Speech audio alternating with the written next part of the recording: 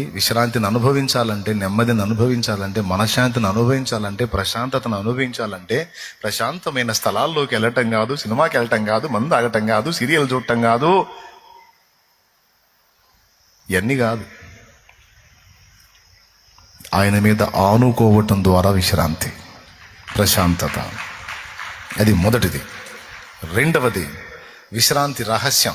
రెండవది ఏంటంటే విరిగిపోవటం. విరిగిపోవటం అనేది చాలా భలే ముఖ్యమైన విషయం బ్రదర్. అది దేవుడి కృపను బట్టి దాన్ని కూడా సాధన చేశా, మీకు కూడా ఉపయోగపడింది చెబుతా.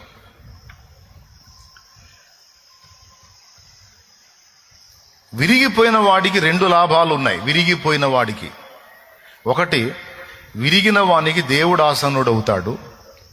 అలాగే విరిగిపోయిన వానిని మనుషులు కూడా ఏం చేయలేరు.